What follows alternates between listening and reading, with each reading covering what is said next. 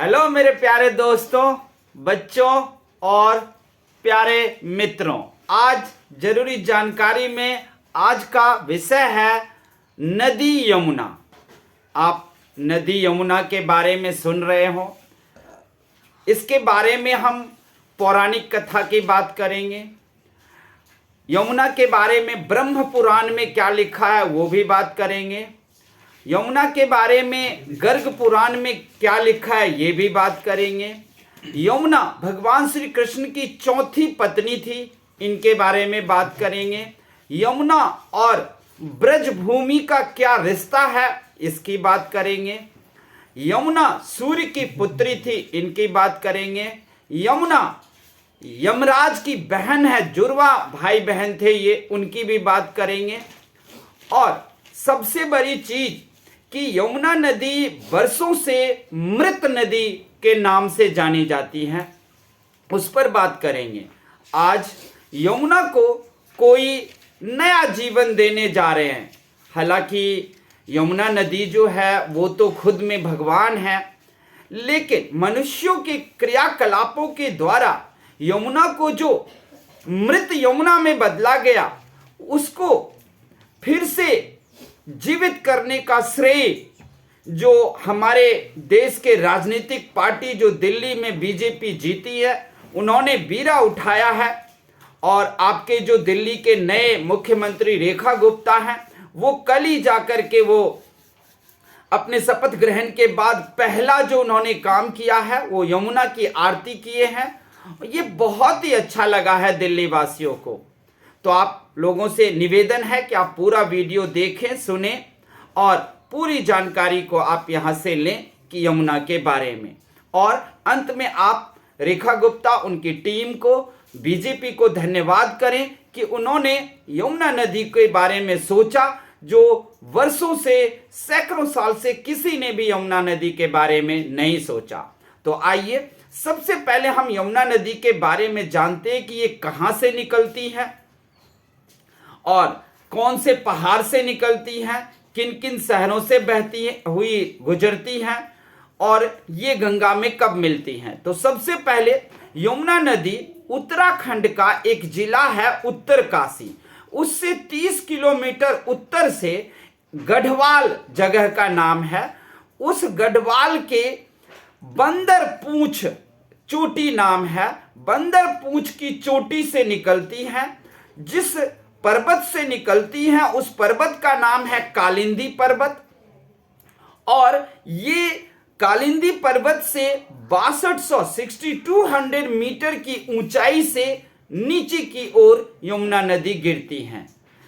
यमुना का एक नाम यमी भी है और यमुना का नाम कालिंदी भी है। कालिंदी इसलिए है क्योंकि ये सूर्य की पुत्री है और इनका रंग सांवला है, श्याम वर्ण है, इसलिए इनको कालिंदी भी कहा गया है। कालिंदी पर्वत से निकलती हैं, इस वजह से भी हम लोग कालिंदी के नाम से जानते हैं। इनके जन्म की कहानी में है कि इनकी माता का नाम संज्ञा देवी था और पिता का नाम सूर्य। दोनों से उत्पन्न दो जुड़वा बच्चे हुए, एक यमुना और दूसरा यम अर्थात यमराज। आपको ब्रह्म पुराण जब आप पढ़ोगे, मैंने जब जानकारी इकट्ठा कर रहा था यमुना के बारे में, तो मुझे ब्रह्म पुराण में जानकारी मिली इन सब के बारे में कि माता संज्ञा देवी और पिता सूर्य के पुत्री हैं ये यमुना नदी।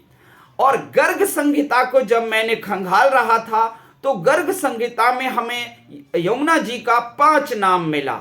वो था 5 नाम में पहला पटल, दूसरा पद्धति, तीसरा कवय और चौथा स्तोत्र और 5वां सहस्त्र। ये 5 नाम यमुना के मुझे गर्ग संहिता में मिला। अब अगर हम इनके बारे में और भौगोलिक स्थिति को देखें कि ये कहां पर किससे क्या मिलती हैं, तो यमुना गंगा की सबसे बड़ी सहायक नदी है और ये प्रयागराज में दोनों एक साथ त्रिवेणी की संगम पर मिल जाती हैं।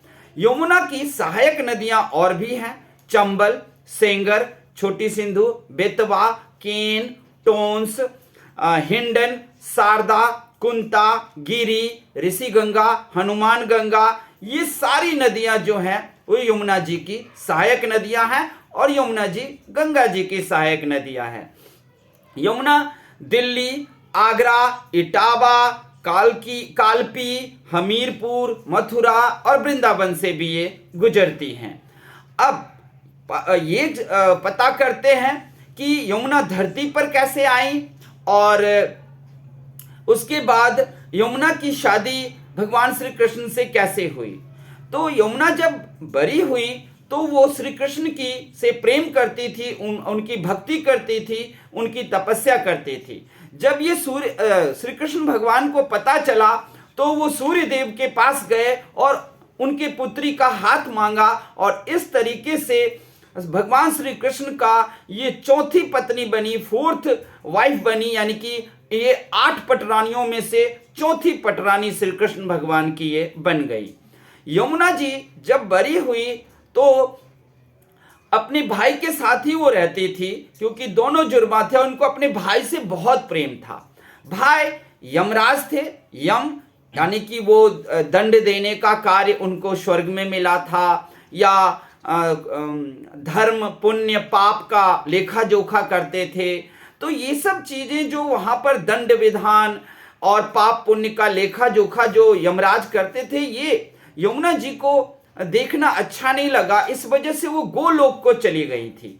लेकिन यमराज गोलोक गए और उन्होंने अपनी बहन को कहा, उन्होंने कहा नहीं, मैं आपके इस तरह के दंड विधान को मैं नहीं देख सकती, मेरे बस की बात नहीं है। ऐसे में यमराज ने कहा ओके, तो मैं आज तुम्हें एक वरदान देता हूं कि जो कोई भी यमुना में स्नान करेगा उसे यमलोक नहीं आना पड़ेगा। वो कभी भी यमलोक में आएंगे ही नहीं और ना ही यमलोक में उनके पाप पुण्य का कोई लेखा जोखा होगा, वो सीधे स्वर्ग जाएंगे।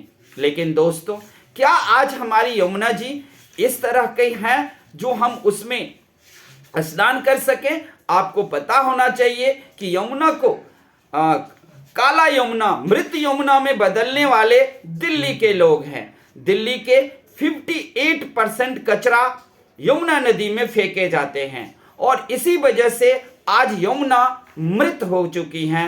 यमुना बिल्कुल ब्लैक हो चुकी है।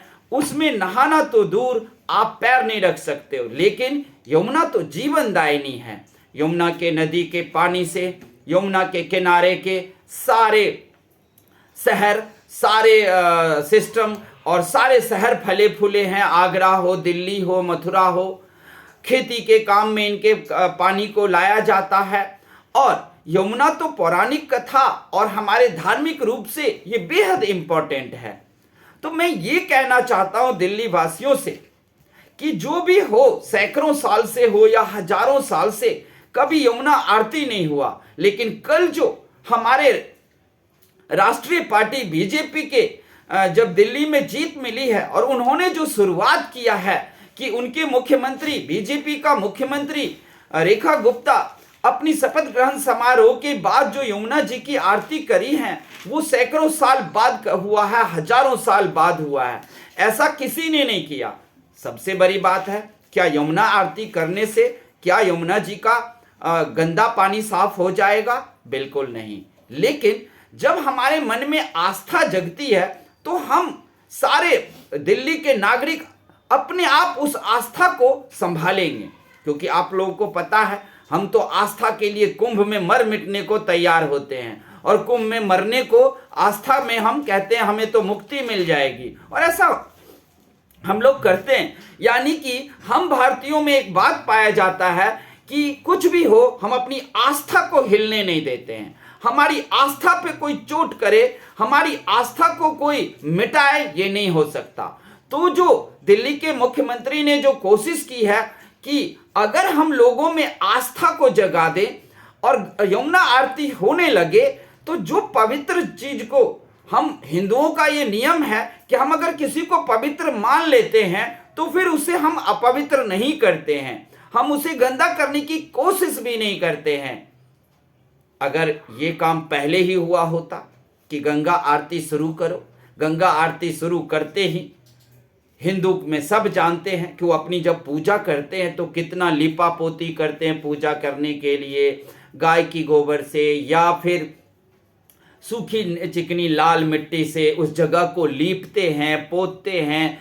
फिर वहाँ पर सत्यनारायण भगवान की पूजा या लक्ष्मी जी की पूजा या कुछ भी करते हैं, उसे गंगा जल से धोते हैं।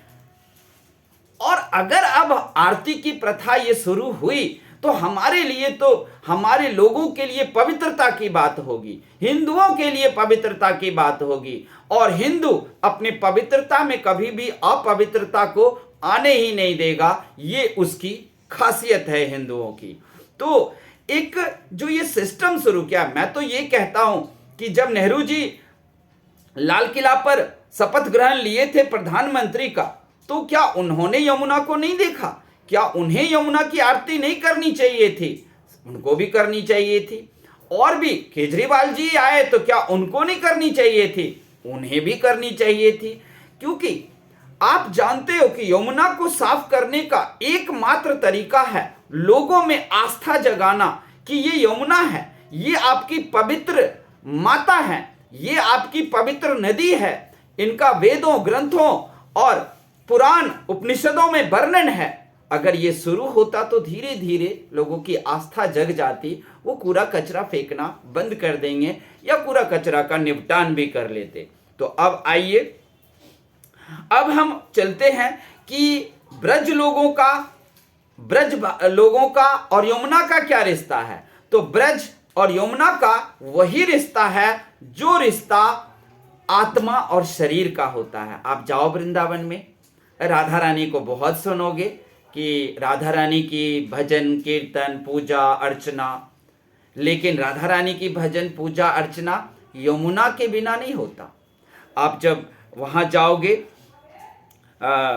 वृंदावन जाओगे, तो वृंदावन में आपको घाट है जिसको कहते हैं केसी घाट। तो वृंदावन में यमुना पर में केसी घाट है, जहाँ रोज वहाँ यमुना आरती होती है केसी घाट पर। इसके बाद मथुरा में जाओगे तो मथुरा में यमुना नदी पर 24 घाट है, 24 घाट्स हैं, और 24 के 24 घाट पर यमुना आरती होती है। तो यही था। इसके अलावा आपके पास यमुना चालीसा है। आप यमुना जी की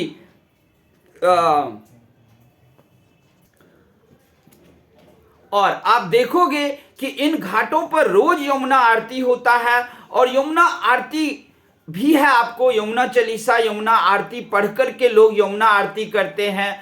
और इनका जो यमुना आरती है वो ये है कि प्रिय संग कीरा करत नित सुख निधि वेद को सार, और दरस परस ते पाप मिटे श्री कृष्ण प्राण आधार। यमुना पावन विमल सुजस भक्ति सकल रस खान, शेष महेश बंदन करत महिमा न जाय बखान। पूजत सुरासुर मुकुंद प्रिया सेवहि सकल नर नार, प्रकट मुक्ति हेतु जग सेवहि उतरहि पार। वंदि चरण कर जोरी कहीं सुनियो मातु पुकार, भक्ति चिरन चित देई के कीजय भवते पार।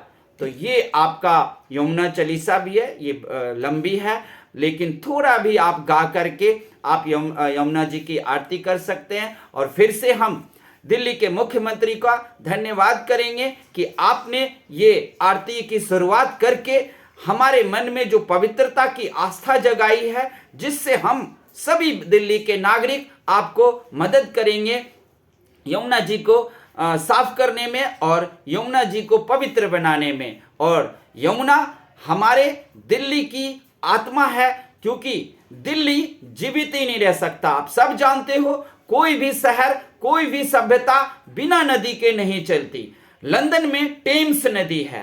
टेम्स नदी इतनी मैली हो चुकी थी कि लंदन का जीना ही मुश्किल हो गया था और लंदन बर्बाद हो जाता, नष्ट हो जाता। लेकिन इंग्लैंड की सरकार ने, लंदन के मेयर ने, लंदन के चीफ मिनिस्टर ने सबसे पहले टेम्स नदी को साफ किया, और लंदन आज एक चमकता दमकता शहर है जहां सब जाना पसंद करते हैं। दिल्ली में भी यमुना साफ हो जाएंगी तो दिल्ली एक चमकता दमकता शहर हो जाएगा और कभी प्रदूषण भी नहीं होगा। और दूसरी बात ये कि ये ध्यान रखना, कोई भी शहर या सभ्यता, चाहे वो सिंधु सिविलाइजेशन हो, मेसोपोटामिया का सिविलाइजेशन हो, या फिर चीन की सिविलाइजेशन हो, या इजिप्ट का सिविलाइजेशन हो, सब कहीं ना कहीं किसी पवित्र नदी के किनारे ही फले फूले हैं। और हमारी दिल्ली भी यमुना नदी के किनारे फले फूले हैं। तो हम सब मिलकर हमारे चीफ मिनिस्टर को धन्यवाद करेंगे, हमारे मन में पवित्रता को जगाने के लिए, और आपको आप सबका और हमारे यमुना आरती शुरू करने के लिए हम मुख्यमंत्री का धन्यवाद करेंगे। तो ये सारी जानकारी थी आपके लिए। यमुना के बारे में आपको कैसी लगी हमें जरूर बताना, और अच्छा लगे तो लाइक कमेंट भी करना, सब्सक्राइब भी कर देना। थैंक यू, धन्यवाद।